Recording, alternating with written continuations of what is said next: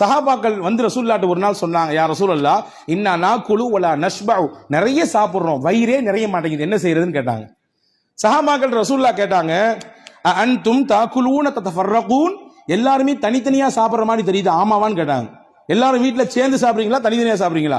இல்ல தனித்தனியா சாப்பிடுறோம். ரசூல் சொன்னாங்க, இஜ்மஉ அலா துஆமிக்கும் வذ்குரு ஸ்மல்லாஹி அலைஹி யுபாரக லக்கும் ஃபீஹா. ரெண்டு விஷயத்தை செய்யுங்க சாப்பிடும் பொழுது. எல்லாரும் சேர்ந்து சாப்பிடுங்க, முடிந்த அளவுக்கு சேர்ந்து சாப்பிடுங்கள். சேர்ந்து சாப்பிடுவதற்கு ஒரு நாளில் ஒரு வக்து தான் முடியும், இந்த நேரத்தில் மட்டும்தான் எங்களால் சேர்ந்து சாப்பிட இயலும். காலை அல்லது இரவு அல்லது மதியம், அந்த ஒரு நேரத்தில் எல்லாரும் சேர்ந்து உட்காருங்கள். குடும்பத்தோடு சேர்ந்து உட்கார்ந்துட்டு சாப்பிட்றதுக்கு முன்னாடி பிஸ்மில்லா என்று சொல்லுங்கள். நீங்க கை தொட்டு கேளுங்க, நானும் என் நெஞ்சத்துல கை தொட்டு கேட்கிறேன்.